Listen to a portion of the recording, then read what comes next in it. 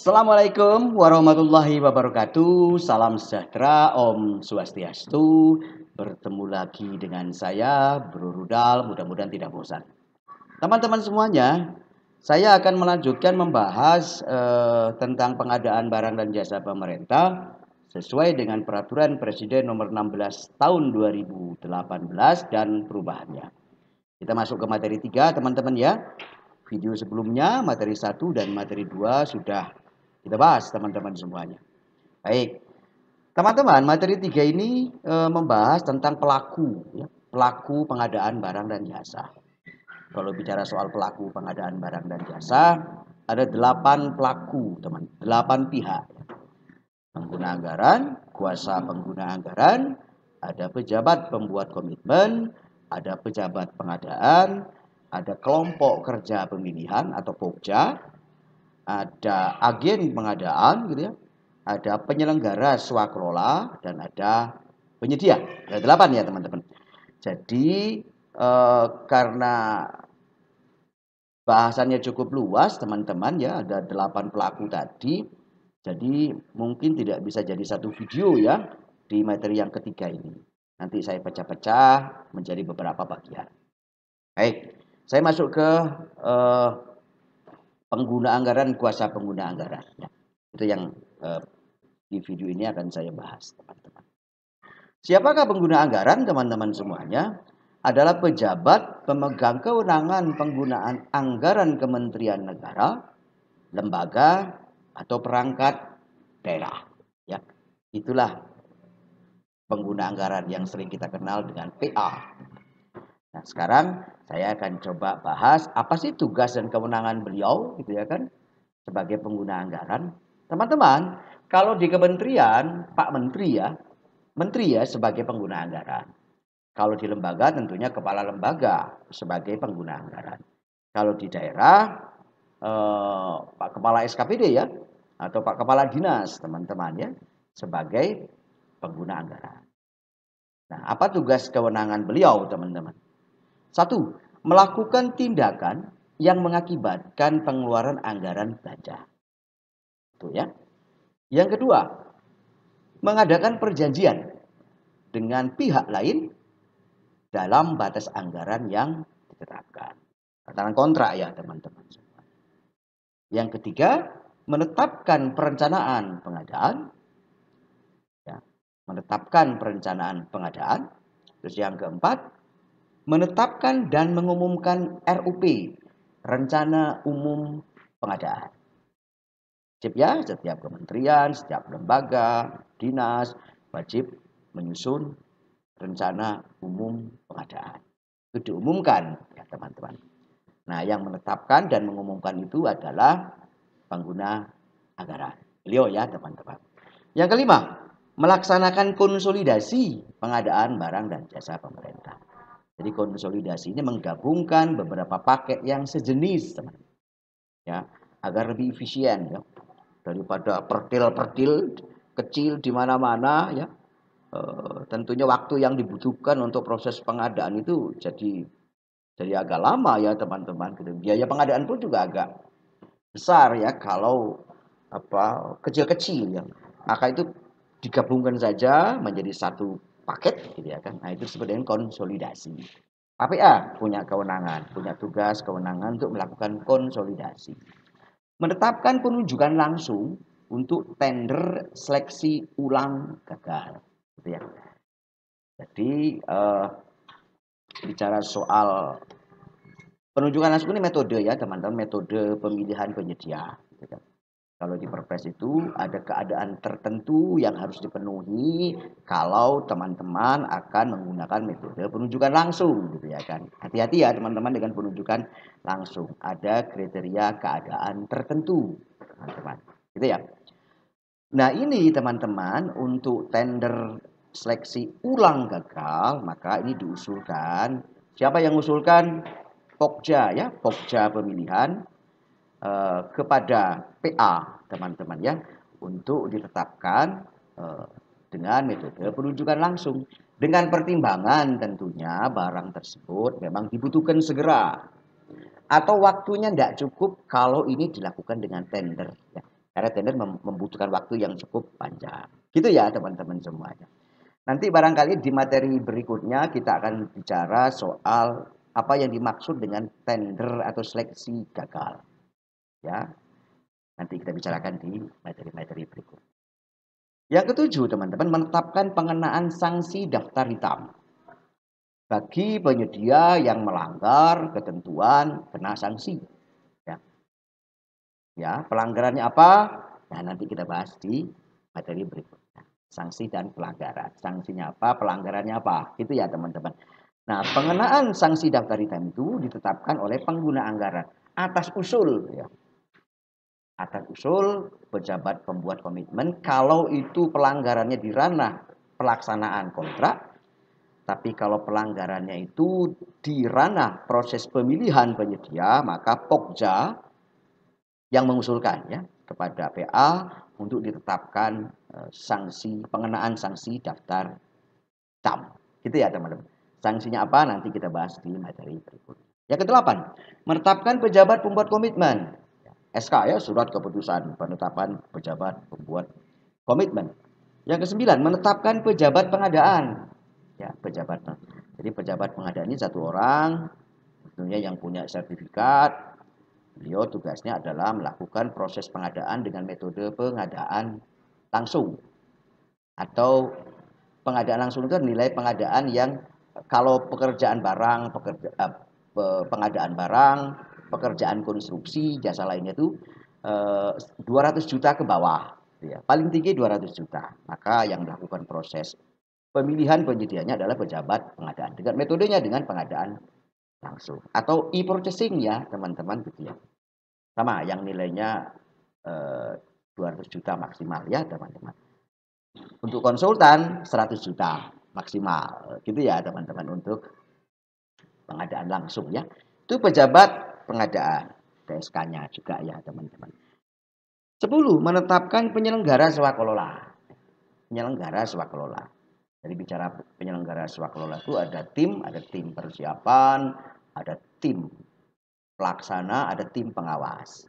SK-nya Pak pengguna anggaran. 11. Menetapkan tim teknis yang dibentuk dari unsur kementerian, lembaga, pemerintah daerah untuk membantu memberikan masukan dan melaksanakan tugas tertentu terhadap sebagian atau seluruh. Gitu ya teman-teman. Tim teknis ini tergantung kebutuhannya teman-teman. Kalau kita memang butuh karena kita nggak punya keahlian, misalnya pekerjaan konstruksi gitu ya kan, tentunya mungkin teman-teman di rumah sakit kan tidak punya ya keahlian tentang konstruksi, maka bisa saja teman-teman dari PU ya, dinas PU atau PU lah ya teman-teman yang memang tugas dan keahliannya di bidang konstruksi dapat dijadikan sebagai tim teknis ya untuk membantu kita memberikan masukan tadi ya teman-teman semuanya. Ada SK-nya, KPA lah yang menetapkan tanda tangan SK-nya. 12. Menetapkan tim juri atau tim ahli untuk pelaksanaan melalui sayembara atau kontes. Ada SK-nya juga ini. 13. Menyatakan tender seleksi gagal dalam hal ya korupsi, kolusi dan atau nepotisme yang melibatkan pokja pemilihan atau PPK. Sekali lagi untuk tender seleksi gagal nanti kita bicarakan di materi berikutnya. Gitu ya teman-teman. 14. Menetapkan pemenang pemilihan atau calon penyedia untuk metode pemilihan, tender, ya, penunjukan langsung, e-purchasing, untuk paket pengadaan barang, pekerjaan konstruksi, jasa lainnya dengan nilai pagu anggaran paling sedikit di atas 100 miliar. Untuk metode seleksi, penunjukan langsung untuk paket pengadaan jasa konsultansi dengan nilai pagu anggaran paling sedikit di atas 10 miliar. Kalau di bawah itu yang menetapkan pemenangnya, maksud saya adalah pokja pemilihan tentunya ya teman-teman semua. Oke, ini adalah tugas dan kewenangan pengguna anggaran. 1-14 ya teman-teman. Jadi cukup banyak tugasnya pengguna anggaran. Teman-teman, tentunya Pak Menteri sebagai pengguna anggaran, Pak Kepala Lembaga sebagai pengguna anggaran, Pak Kepala Dinas sebagai pengguna anggaran, tugasnya banyak ya, teman-teman. Beliau memimpin organisasi yang punya fungsi, ada tugas dan fungsinya tentunya ya, menyusun renja teman-teman ya, tentunya banyak sekali tugas beliau. Maka urusan pengadaan barang dan jasa dalam pelaksanaan tugasnya tadi ya, beliau tadi punya tugas dan kewenangan. PA dalam pengelolaan yang APBN ya teman-teman, dapat melimpahkan kewenangan kepada kuasa pengguna anggaran KPA sesuai dengan peraturan dan perundang-undangan. Sedangkan pengguna anggaran untuk APBD teman-teman yang di daerah ya, di kabupaten, kota, provinsi, dapat melimpahkan kewenangan angka 1 sampai angka 7 kepada KPA. Tadi ada 14 ya teman-teman. Jadi 1 sampai 7 itu dapat dilimpahkan kewenangannya kepada KPA. Tapi dari 8 sampai 14 khusus teman-teman di APBD ya, khusus teman-teman Pak Kepala Dinas ya, itu tetap tidak boleh dilimpahkan kewenangannya kepada kuasa pengguna anggaran. Begitu ya teman-teman semuanya. Oke. Sekarang saya masuk ke kuasa pengguna anggaran. Siapakah beliau teman-teman semuanya? Jadi kuasa pengguna anggaran adalah pejabat untuk APBN ya. Ini perlakuannya ada APBN, ada APBD. Gitu. Pejabat yang memperoleh kuasa dari pengguna anggaran untuk melaksanakan sebagian kewenangan dan tanggung jawab penggunaan anggaran pada kementerian dan lembaga yang bersangkutan. Itu kuasa pengguna anggaran. Bisa menunjuk pejabat di bawah beliau ya, di bawah Pak PA. Kalau Pak Menteri mungkin di bawah Pak Menteri, bisa Pak Sekjen ya, bisa Pak Dirjen, misalkan teman-teman.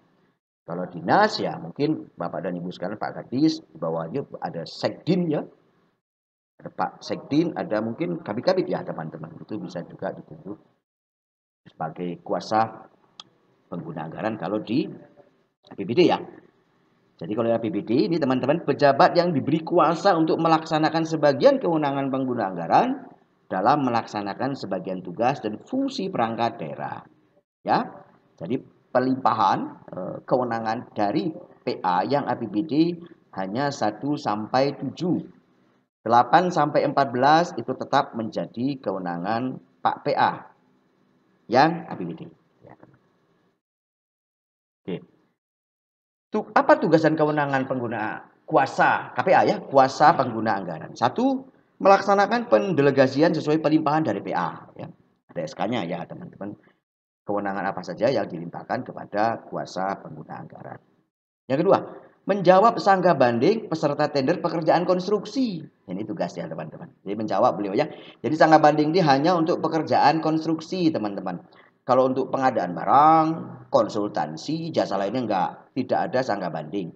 Hanya sampai di sanggahan pertama ya.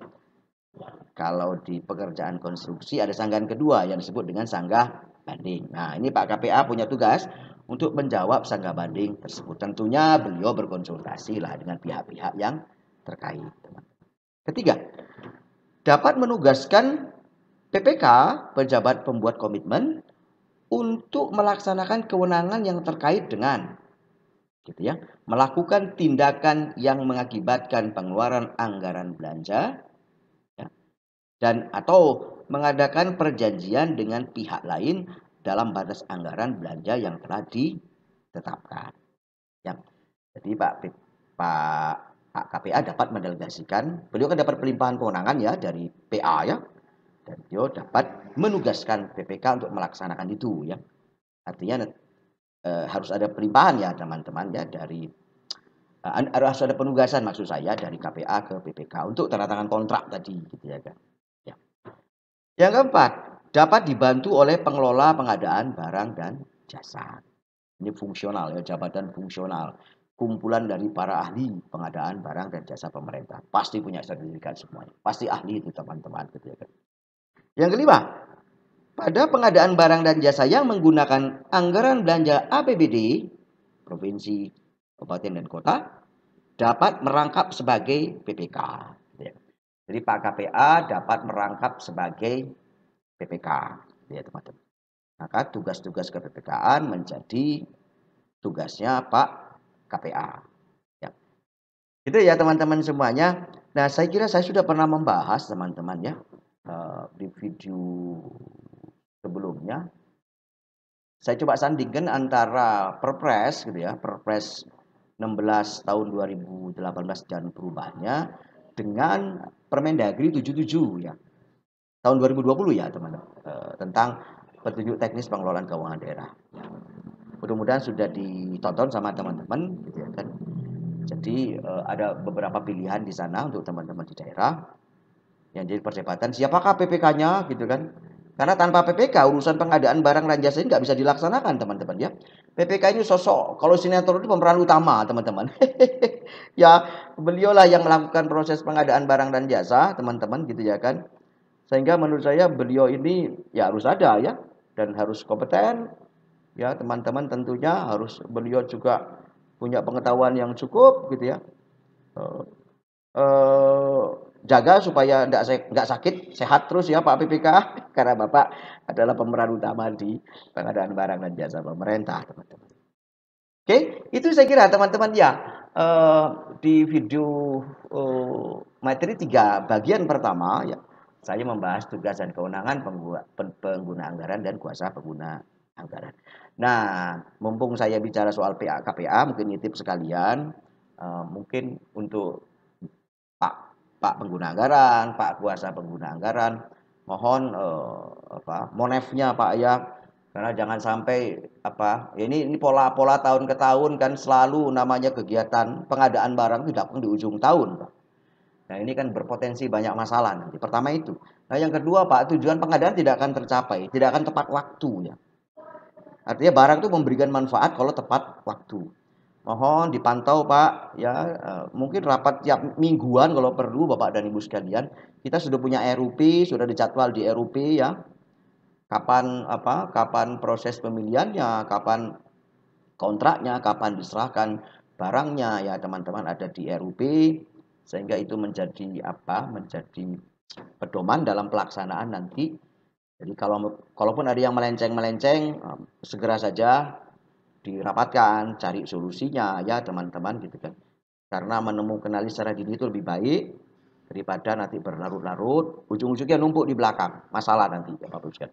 Masalah dari sisi pelaksanaan, masalah juga bicara soal tujuan pengadaan tadi ya tidak akan tercapai ya teman-teman, begitulah kira-kira.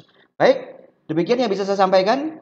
Nanti eh, untuk pelaku-pelaku berikutnya ya PPK ya, pejabat pengadaan, Pokja, terus agen pengadaan ya, penyelenggara penyelenggara swaklola dan penyedia di video bagian berikutnya. Terima kasih.